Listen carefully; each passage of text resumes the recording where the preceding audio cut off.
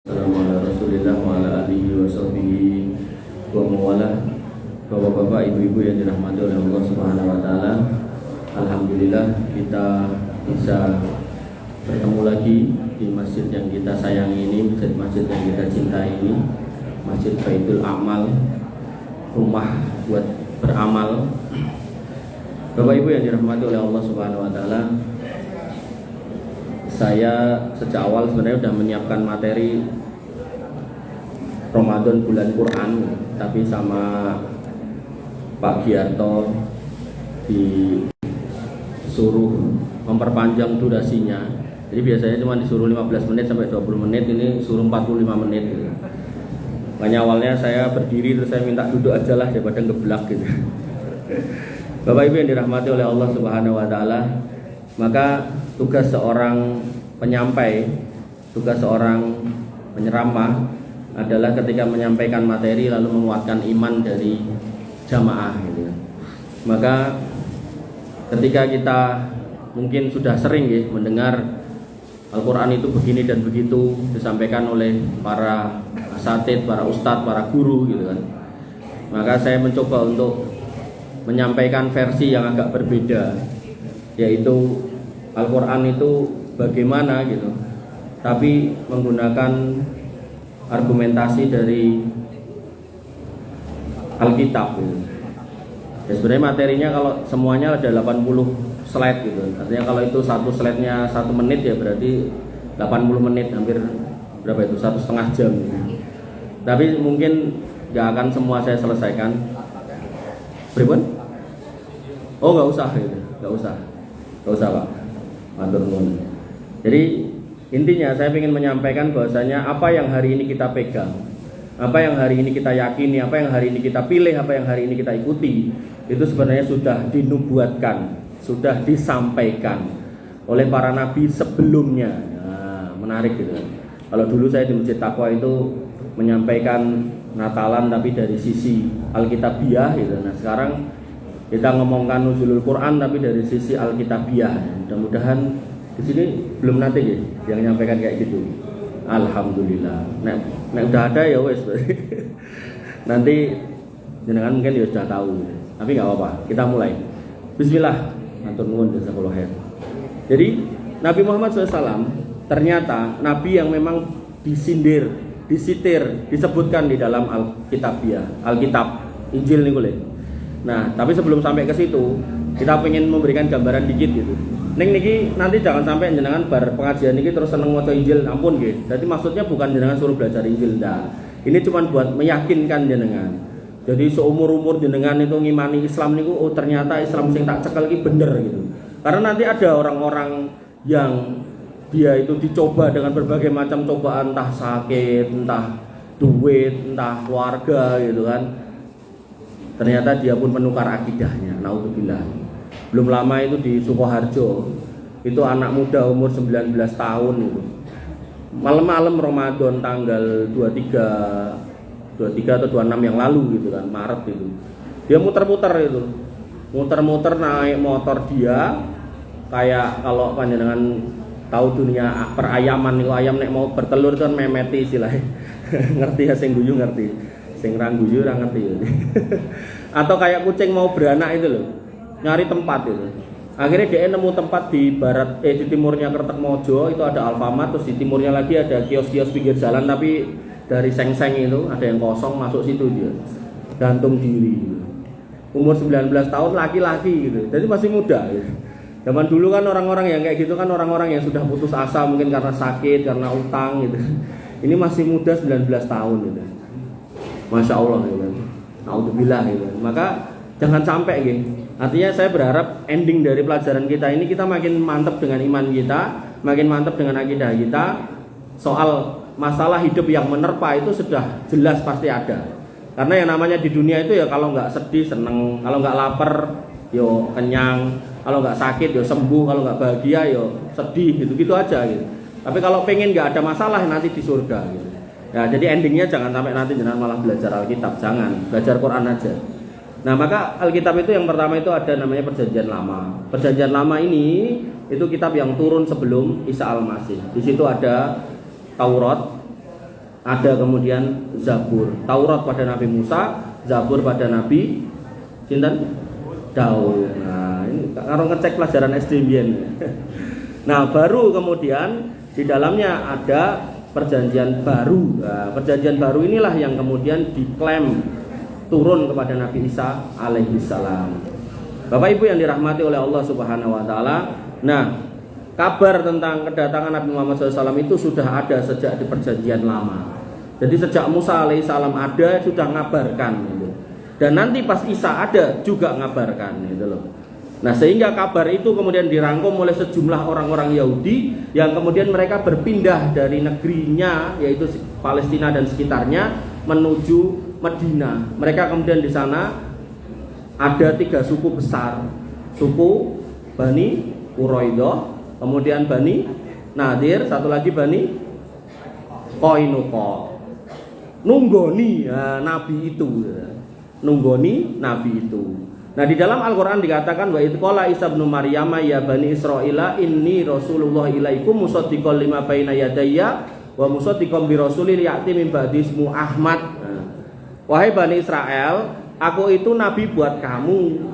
Tapi kemudian aku juga membenarkan nabi sebelumku dan aku akan mengasih kabar gembira akan datangnya nabi yang nanti akan datang namanya Ahmad. Itu di Al-Qur'an. Dan cuma satu ayat itu tok gitu kan. Nah, maka ya kita coba bedah gitu kan. Maka di dalam kitab perjanjian lama berarti pas zaman Nabi Musa, dikatakan di situ seorang nabi akan aku bangkitkan bagi mereka di antara saudara mereka. Jadi kalau orang Bani Israel itu punya saudara. Jadi kalau dari nasabnya Ibrahim itu kemudian ada Ismail, ada Ishak gitu kan. Dari jalur Ishak inilah turun nabi-nabi Bani Israel. Dari jalur Ismail inilah satu-satunya setelah Ismail kemudian anak turunnya tapi nggak ada jadi nabi. Kemudian nabi ya cuma satu setelahnya adalah Nabi Muhammad SAW. Maka di sini dikatakan nabi itu saudaramu. Jadi bukan kaum yang sama dengan kamu tapi saudaramu. Nanti saya jelaskan. Nah, kemudian yang menarik ini yang terkait dengan nuzulul Quran, bahwasanya aku akan menaruh firman itu di dalam mulutnya. Jadi yang namanya kitab wahyu nanti yang akan diberikan itu bukan dikasih dalam bentuk lembaran tulisan sebagaimana suhuf Musa, suhuf Ibrahim gitu kan. Tapi dalam bentuk hafalan yang akan masuk ke dalam mulut. Kenapa kok masuk ke dalam mulut? Kenapa kok nggak ditulis? Kenapa? Karena Nabi Muhammad nabi yang umi. Lah kon nulis wong ra iso maca. Maka Nabi Muhammad mendapatkan wahyunya dengan firman itu ditaruh di dalam mulutnya. Kemudian dan ia akan mengatakan kepada mereka segala yang kuperintahkan. Jadi Nabi pun akan mengatakan menyampaikan apa yang diterima. Makanya dalam Quran surat An-Najm dikatakan wa ma yantiqu anil hawa in huwa illa wahyu yuha. Muhammad itu enggak pernah ngomong menggunakan hawa nafsunya kecuali memang wahyunya ya seperti itu. Nah, yang menarik kemudian masih di kitab perjanjian lamanya dikatakan pada Ulangan 33 ayat 2-nya bahwasanya Tuhan akan datang dari Sinai. Nah, itu berarti kenabian yang dibawa Musa di Gunung Sinai. Turisin itu loh, sin itu. Watini wat zaitun wat turisin. Sin itu Sinai itu. Nah, kemudian setelah itu dan terbit kepada mereka dari Seir. Nah, Seir inilah munculnya Isa. Nah, kemudian akan muncul nabi berikutnya dan ia juga akan nampak dari pegunungan Paran. Nah, Paran ini itu adalah gunung yang ada di Arab gitu. Artinya gunung-gunung Arab itu disebut sebagai gunung Paran gitu. Dan Paran ini kemudian dalam bahasa Arab disebut sebagai Faron, kemudian diterjemahkan juga Paron gitu. Nah, ini di gunung-gunung yang ada di Arab. Nah, di Al-Qur'an tadi sudah saya singgung pada Quran surat As-Saff ayat 6 dikatakan bahwasanya Isa Al-Masih mengabarkan nanti akan ada nabi setelahku. Akan ada nabi setelahku. Dan dia juga membenarkan nabi sebelumnya gitu kan. Maka harusnya nih loh, yang benar nih harusnya orang-orang Nasrani ini harusnya beragamanya ya agama Yahudi. Jadi orang Yahudi, bukan bikin agama sendiri gitu.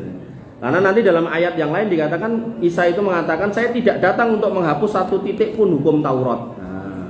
Jadi hukum-hukum Taurat yang ada di perjanjian lama itu harus dipakai sama mereka.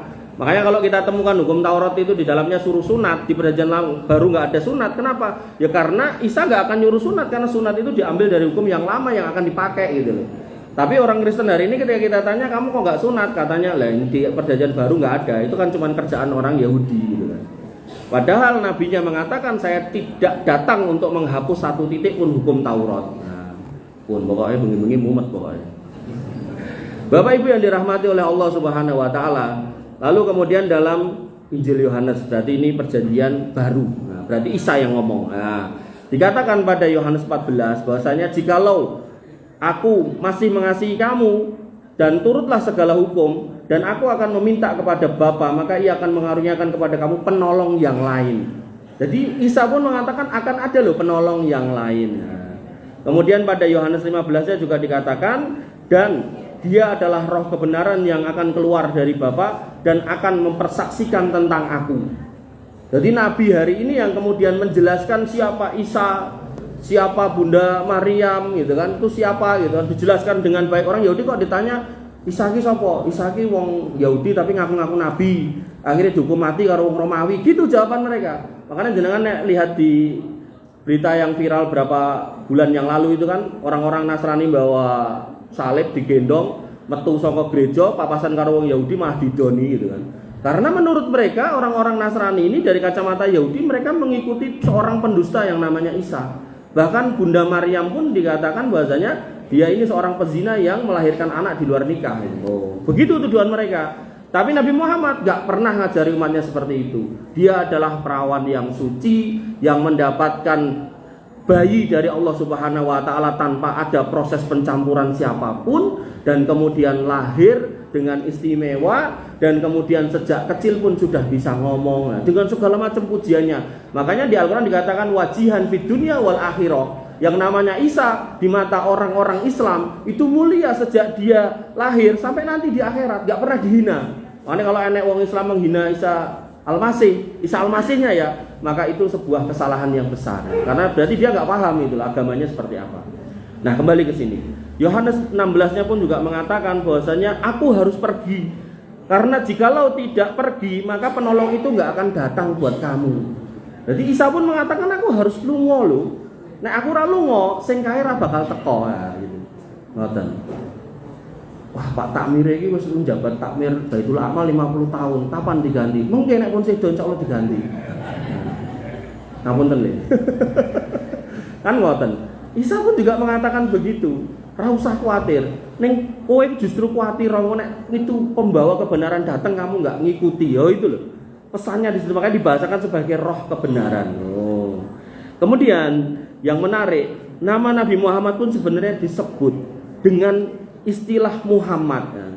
Jadi kan yang namanya kitab-kitab dulu itu datangnya di Bani Israel berbahasa Ibrani. Nah kemudian karena dakwahnya Isa Al-Masih ini nggak diterima orang Yahudi, maka larilah 12 muridnya keluar dari Bani Israel. Kemudian diterima oleh orang Yunani yang dulu menyembah dewa-dewa. Enek Aries, enek Zeus, enek macam-macam itulah gitu kan. Saya nggak hafal itu kan.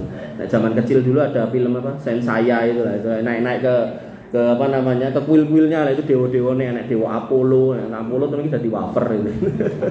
Nah, itu dewa-dewane gitu kan. Nah, mereka ke sana diterima gitu loh. Kenapa? Karena doktrinasinya bukan Tuhan yang satu, tapi iki lho sing tak gowo anak Tuhan. Nah, mereka senang sekali. Tuhan yang gede Yesus, kemudian Tuhan, dua anak-anak. Nah, iki lho, enek Hercules segala macam. Nah, kemudian ini loh anak Tuhan juga. Anak Tuhan sing luwih sekti timbang anak-anak Tuhan sing mbok sembah kuwi. Akhirnya pada pindah ke situ. Nah, yang merugikan adalah bahasa Ibrani yang kemudian dikonversi menjadi bahasa Yunani. Nanti dari Yunani dikonversi menjadi bahasa Inggris, bahasa Indonesia gitu kan. Akhirnya mengalami distorsi ya. Padahal harusnya kalau kemudian kayak di Al-Qur'an Arabnya masih ada, Indonesiane ada, terjemahannya ada, maka terjemahan mungkin bisa berbeda-beda karena ada frase-frase yang kemudian ditambahkan, penjelasan-penjelasan mufasir ditambahkan, tapi Arabnya kan tetap. Nah, makanya ada sebagian Bible scholar gitu kan, ulamanya orang-orang ahli kitab gitu kan, dia yang pengen kemudian mengembalikan Alkitabnya itu pakai bahasa Ibrani gitu. Wong nganggo basa Indonesia jarang diwaca, apa meneh nganggo basa Ibrani. Lah kayak kok ditenteng-tenteng Mas, mung ditenteng tok gitu kan. Napa jenengan tau ngerti dhek maca gitu. Bapak Ibu yang dirahmati oleh Allah Subhanahu wa taala, ten Kidung Agung niki perjanjian baru. Dikatakan dalam bahasa Ibraninya, niki bukan berarti saya bisa bahasa Ibrani mboten nggih, kula mau copy paste niki. Hiko Mamat Takim, nah, ini nek sing pinter niku nika apa mantan pendeta niku Ustaz sinten Yahya Waloni niku pinter niku. Kulo ini bukan berarti saya bukan. Kulo ngertos jenengan. Kulo di sini Muhammadim. Nah, ada kata-kata Muhammadim. Nah, jadi bahasanya bunyinya masih sama. Muhammadim wa baina Zahrai Yerusalem. Artinya kata-katanya orang yang datang nanti, si penolong, si roh keselamatan, roh kebenaran itu yang datang nanti, itu kata-katanya manis, akhlaknya luhur, kemudian segala sesuatu yang muncul dari dia menarik. Saking menariknya sampai sahabat itu mengatakan sekiranya Rasulullah SAW berdiri, kemudian ada bulan purnama ketok, maka memandang Nabi SAW itu lebih indah daripada memandang bulan gitu. Nek mandang bojoku piye saya meneh gitu kan. Maka di sini dikatakan ada kata-kata Muhammadim. Cuman dalam bahasa Indonesia Muhammadim itu diterjemahkan sebagai kekasihku. Kekasihku. Maka kemudian dalam bahasa Yunaninya Muhammadim itu kemudian berubah, harusnya diterjemahkan sebagai Periklutos, sebagai orang yang terpuji, yang merupakan terjemahan dari Muhammad, tapi kemudian menjadi Parakletos yang berarti penolong. Makanya terjemahan Injil bahasa Indonesianya sang penolong. Nanti dalam bahasa Arabnya menggunakan istilah muazzi, sang penghibur. Terus berubah itu. Akhirnya kehilangan esensinya gitu. Artinya kalau mereka kemudian menggunakan istilah itu tidak diterjemahkan, itu akan terus ada Muhammadim gitu. Dan itu Muhammad SAW. Bapak Ibu yang dirahmati oleh Allah Subhanahu wa taala. Dan ketika kita ngomongkan Nabi Muhammadnya tadi sempat saya singgung, seorang nabi akan aku kirim, akan aku bangkitkan dari antara saudara mereka. Jadi ada saudara itu bukan kemudian dari keturunan, tapi saudaramu gitu. Jadi misal saya orang Jawa, Om John orang Minang, saya sama Om John saudaraan melalui istri saya gitu kan. Maka kemudian bae Om John misal masih ada, udah nggak ada Tom. Ngomong gitu. Kowe mengko duwe dulur gitu. Wong Jawa tur ganteng. Wah. Mungkin itu saya gitu. Dulur bahasanya. Bukan berarti orang Minang gitu kan. Nah, tapi di sini dikatakan saudara, diri antara saudaramu. Jadi saudara-saudara kaum muslim kan banyak. Mungkin orang Minang, mungkin orang Jawa gitu. Nah, di sini saudaranya orang Bani Israel, orang Arab gitu loh. Jadi bukan dari kamu, tapi dari Bani Ibrahim, dari keturunan Ibrahim yang mana di situ ada orang Arab. Kemudian akan aku taruh firman dalam mulutnya dan dia akan mengatakan apa yang segala diperintahkan kepadanya. Nah, yang menarik adalah ada kata-kata nabi itu seperti kamu. Seorang nabi akan kubangkitkan seperti engkau. Bahasa ini digunakan kepada Musa. Nah, ini kalau ditanyakan kepada orang-orang Nasrani, berarti Musa ini menubuatkan, mengabarkan datangnya Isa Al-Masih. Kenapa ketika kita tanyakan, kenapa kok kamu memaksudkan itu Isa Al-Masih bukan yang lain? Karena satu, Musa itu Yahudi, Isa Al-Masih ya Yahudi. Kemudian yang kedua, Musa itu nabi, Isa Al-Masih ya nabi. Padahal jane nek dhek ngomong ini lah ngomongmu Tuhan kok jadi nabi gitu kan. Nah, kalau kita menggunakan dua parameter ini, maka harusnya ini enggak cuma berlaku pada Isa, tapi di situ juga ada nabi-nabi lain seperti Solomon, kemudian ada Yesaya, Yeskiel, Daniel, Hosea, Yoel, Malachi, Yohanes dan seterusnya. Ini mereka terpenuhi sebagai orang Yahudi iya, sebagai nabi iya.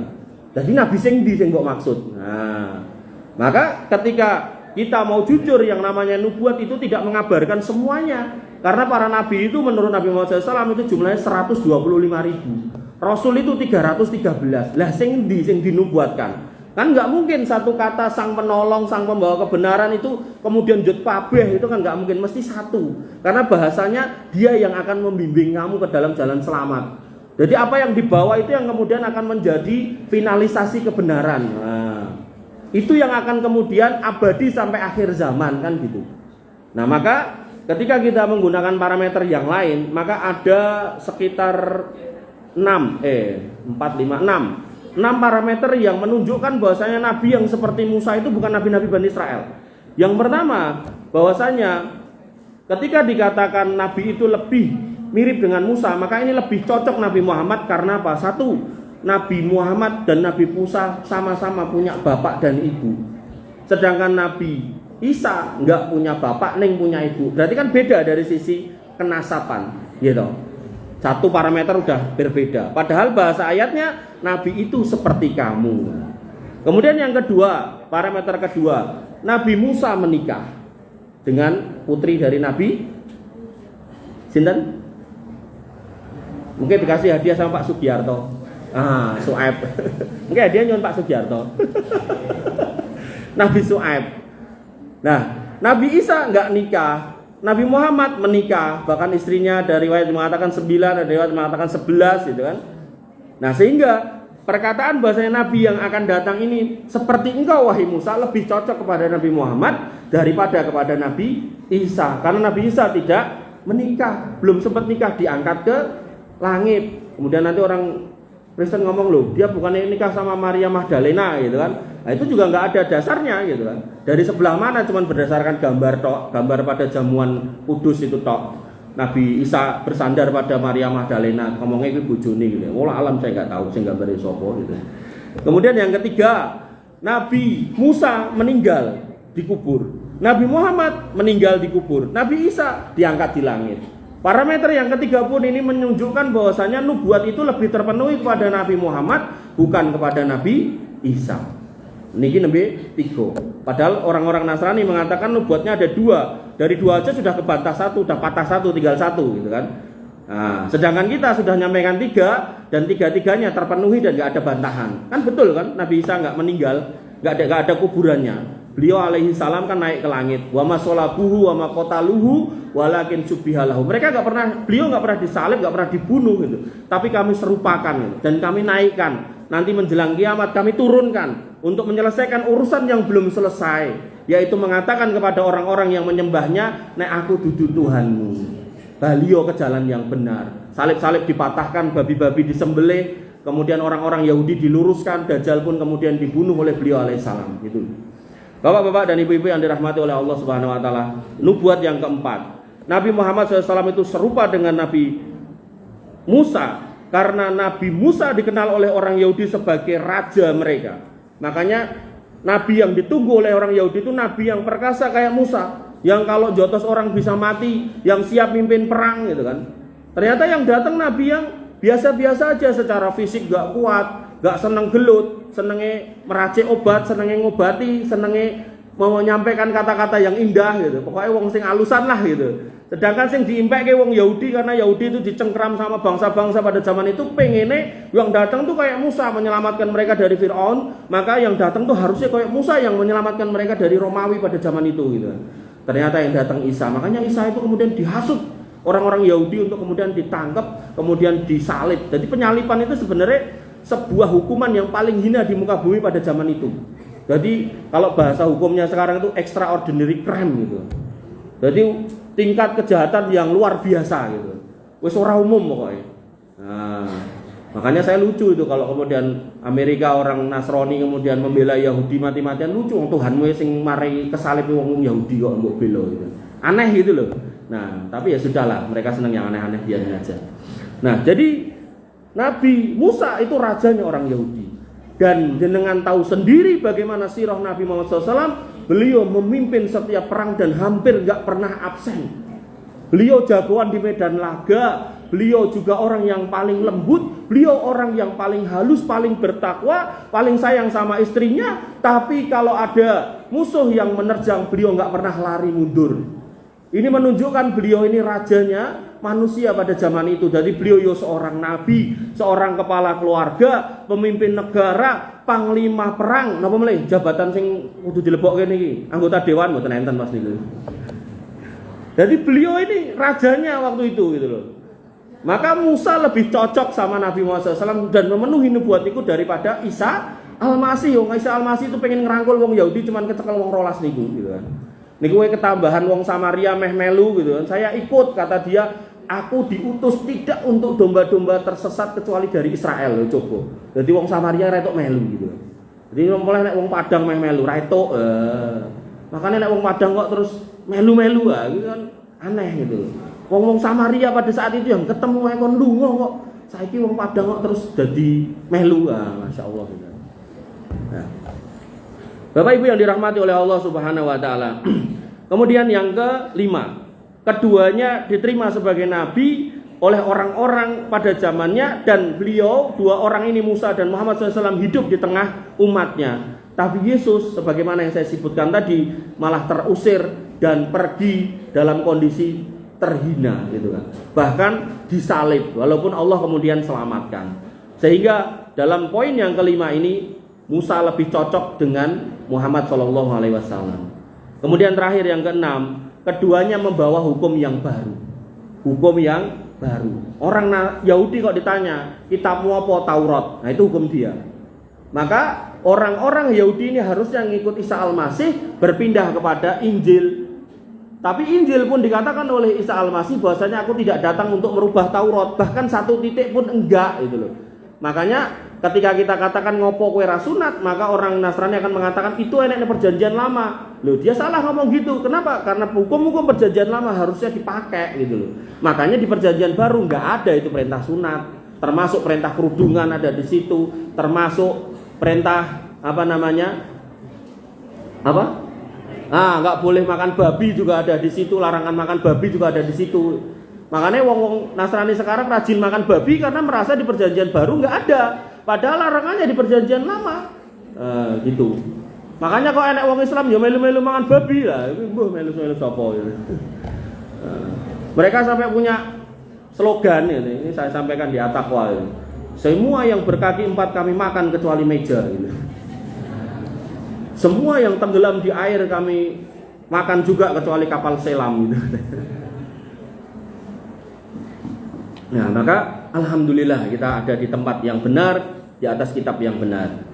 Nah, maka Nabi itu dari saudara Yahudi, bukan orang Yahudi, karena Nabi Ibrahim melahirkan Ismail, kemudian melahirkan Ishak. Dari Ishak inilah turun nabi-nabi orang Bani Israel, dan kemudian dari nasab Ismail disinilah turun orang-orang Arab gitu kan. Dan kemudian yang menarik, Nabi itu meletakkan dalam ayat yang tadi yang panjang tadi, Ulangan 18 tadi dikatakan, Nabi itu akan meletakkan firman dalam mulutnya. Maka Tuhan berfirman di dalam Ulangan 18 bahwasanya firman itu akan aku taruh di mulutnya. Ternyata itu diperjelas dengan hadis. Hadis dari ibunda kaum muslimin Aisyah radhiyallahu anha. Beliau berkata, awalu ma yudiu bihi Rasulullah sallallahu alaihi wasallam minal wahyi ar-ru'ya as-solihah fin naum. Jadi awal mula Nabi mendapatkan wahyu itu ketika beliau itu dalam tidurnya, berapa kali itu kemudian mendapatkan ar-ru'yah as-sadiqah, mimpi yang benar. Mimpine ngeken napa? Mimpine nyuruh beliau untuk berkholwat. Kono, kholwato ning Gua Hira, kholwato gitu kan. Maka fakana la yara ru'ya illa ja'at misla falakis subh. Dan tidaklah beliau bermimpi kecuali datang seperti cahaya subuh. Jadi mimpine niku terang banget. Dalam mimpine niku ada cahaya terang yang menghampiri. Dan kemudian beliau kholwat. Kemudian mimpi lagi, kholwat lagi dan seterusnya. Kemudian summa hubbiba ilaihi al-khala. Dari mimpi beberapa kali itu kemudian beliau terdorong untuk menyendiri. Barangkali mimpi itu nanti bisa terjadi. Karena mimpi yang berulang-ulang gitu kan, khususnya kepada orang soleh itu insya Allah informasi yang benar. Cuman saran saya kalau panjenengan ragu tafsirnya apa, mang tanglet gitu. Jangan kemudian dicandai kiamba. Gitu. Mimpi ketemu istrinya yang sudah meninggal, Pak cepakno ayam cemani, sak kembang pitung rupa karo dupa dekene perapatan sebelah kono, melu-melu itu ampun gitu. Itu ditanyakan dulu sama ustadz gitu kan, gimana hukumnya gitu. Kemudian wakana yakhlu bi ghari Hira, dan beliau SAW menyendiri di Gua Hira. Kemudian fayatahannasu fih, kemudian beliau bertahanus, berdiam, memohon petunjuk, memohon hidayah, memohon kabar yang benar ini seperti apa kepada Allah Subhanahu wa taala. Jadi orang-orang Arab waktu itu memang sudah menyembah Allah, cuman mereka menyekutukannya. Jadi di Ka'bah itu mereka yo tawaf, haji segala macam, tapi kemudian ada 360 berhala. Jadi ada orang-orang yang kemudian nek ndonga itu enggak mantep nek ra nganggo berhala-berhala itu. Maka itu yang disebut dengan syirik itu. Jadi mereka nanti kalau bikin perjanjian atau ngomong ya bismillah wallah, demi Allah, menyebut nama Allah. Tapi kalau udah urusan-urusan tertentu, misal mau safar, mereka ngantong itu patungnya. Patungnya bentuk roti pas luwe ya dicokot. Nah, itu yang terjadi sama Umar bin Khattab gitu kan. Nah, kemudian wahwa ta'budu al-layali zawal adat, yaitu tahannus itu adalah ibadah di malam hari dalam beberapa waktu. Karena waktu itu belum turun perintah sholat, Nabi belum diangkat jadi nabi kan. Nah, maka ibadah di sini ya lebih kepada dzikir, wirid gitu kan, berdoa gitu kan, bukan sholat, karena sholatnya juga belum clear gitu gimana metodenya, gimana caranya. Kemudian qabla ayyan zi'a ila ahlihi wa yatazawwadu lidzalika. Kemudian beliau kembali keluar pada keluarganya untuk nyiapkan bekal, mangkat meneh tahanus. Nah, belum ada informasi yang detail, kemudian pulang lagi bawa bekal, berangkat lagi, bekal habis ambil lagi gitu. Nah, berapa lamanya nggak disebutkan di sini. Summa yarji'u ila Khadijah fa yatazawwadu limisliha, dan beliau waktu itu istrinya baru Khadijah radhiyallahu anha ummul mukminin, dan yang menyiapkan bekal Khadijah radhiyallahu anha. Hatta ja'ahul haq, sampai kemudian datang kebenaran, wa huwa fi ghari Hira, dan itu terjadi di gua Hira. Faja'ahul malak, dan datanglah malaikat. Nah, di sini pasti malaikat Jibril. Faqala, kemudian malaikat itu berkata, Iqra, bacalah. Jadi ketika dikatakan Iqra, bacalah, qala, Nabi mengatakan ma'ana biqori, aku enggak iso maca. Jadi disuruh baca, memang artinya ya bacalah, dan Nabi benar-benar enggak bisa baca. Nabi jawab ma'ana biqori. Nah, tabiat Jibril itu adalah ketika mendapat wahyu, suruh nyampaikan wahyu, Jibril nggak mau nambahi kata-katanya sendiri, karena nanti takut nyusup di dalam firman gitu loh. Sehingga ketika Jibril dikatakan Iqra bismi rabbikal ladzi khalaq, ya Jibril ngomongnya ya awalnya ya Iqra. Nabi mengatakan ma'ana biqori, aku ora iso maca. Kemudian Jibril mengulang lagi Iqra ma'ana biqori gitu kan. Aku nggak bisa baca gitu kan. Kemudian gak cuman seperti itu. Qala, Nabi kemudian menjelaskan fa'akhadani faghattani hatta balagha minni al-jahda itu.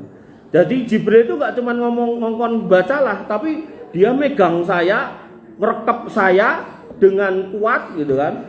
Summa arsalani, kemudian melepaskanku. Jadi direkep ngoten. Oh jenenge direkep malaikat iki pripun to? Nah, jenenge direkep wong lemu itu kan.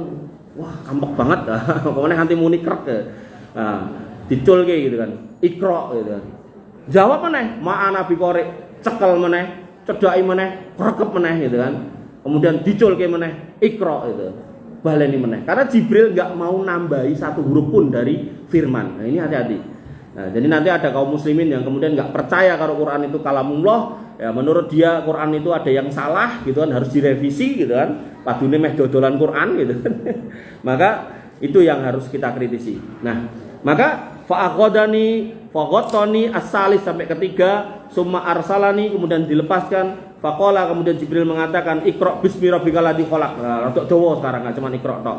Nah, kemudian Nabi SAW pun mengulangi bacaan itu, dan itu yang menjadi ayat pertama yang turun dan Quran surat Al-Alaq ayat 1 sampai 5. Hadis riwayat Bukhari dan Muslim. Ini sejarah yang sahih yang dikonfirmasi dari informasi Alkitabiah, sehingga kita sebagai kaum muslimin patut berbahagia bahwasanya kita mengikuti nabi yang sudah dinubuatkan, yang sudah dikabarkan, kemudian mengikuti kitab yang sudah diwahyukan. Nah, tinggal setelah itu bagaimana. Jadi dengan adanya peristiwa itu bukan berarti kita cuman suruh memperingati tok, bukan gitu kan. Jadi kita disuruh untuk mentadaburi Al-Qur'an. Karena Nabi SAW mengatakan taroktu fikum, tak tinggalke, jadi warisan, jadi pusaka buat kalian, lantadilu matamasaktum bima, gak akan sesat selamanya kalau kamu berpegang pada dua warisan ini, yaitu kitabullah wa sunnati, yaitu Al-Quran dan sunnahku gitu kan. Sehingga ketika kita sudah paham benar bahwasanya Nabi yang kita ikuti sudah benar, kemudian kitab yang beliau bawa juga sudah betul, maka bagaimana kemudian kita menjadi orang yang benar? Maka orang yang benar adalah orang yang kemudian hari-harinya menambahi ilmu tentang Quran dan Sunnah. Saya tanya, Mas, ngapunten, Mas sinten? Jenengan malah minggu. Mas sinten? Marno. Nah, Mas Marno, nek misal bapake meling Marno kayak sawah sepatok nggo kowe. Kira-kira jenengan njaluk setengah napa seprapat? Malah bingung. Kita ora tau ditawari sepatok. Wong iki misal kok. Pilih setengah apa seperempat? Kok malah pilih setengah tenane. Sing bener sebelah kayak mau kabeh. Nah, jadi kalau ngomongkan warisan kan kita itu ya nek dikeki sepatok jikok sepatok mosok setengah tok. Wong sok-sokan niku nggone dulur ya dijikok. Ya tau. Jangan ya, kalau punya saudara jangan diambil. Artinya kalau Nabi pun mengatakan warisanku, aku nggak ninggalke dinar wala dirham, bukan mata uang, bukan harta kekayaan, tapi yang tak tinggalkan Quran dan Sunnah. Ya kita sebagai orang yang sudah benar, ngikuti petunjuk yang benar, ngikuti nubuat yang benar, ngikuti Nabi yang benar, membawa Quran yang benar. Nah itu yang harus kita ikuti. Jikok kabeh, diwoco kabeh. Jadi ada jamaah niku, saya senang sekali kalau ketemu sama mereka itu. Ibu-ibu udah sepuh-sepuh itu. Yang paling tua itu 87 tahun. Yang paling muda berapa ya? 40-an tahun. Sing 20-an renek Mas Marno. Jadi jamaah ibu-ibu tua. Nah itu tuh cerita sama saya, Ustadz, kami dulu nggak bisa baca, terus kami ngumpul latihan baca wis iso maca. Saiki kami udah bisa baca dari Al-Baqarah sampai Anas sudah bisa. Terus habis itu maca sama terjemahannya sudah bisa. Artinya sudah dilakoni. Nah yang belum maca sama Quran sama tafsirnya ya, jenengan ajari ya. Nggih. Kayak gitu harusnya. Jadi kita semangat tuh tiap hari. Kira-kira saya udah di mana nih? Umur udah 67, 76, 86, 87 belum bisa baca Quran. Ayo cari guru ngaji. Kalau suruh ngajari guru TPA di sini malu ya panggil di rumah, kan ngoten. Kita harus bisa ngaji.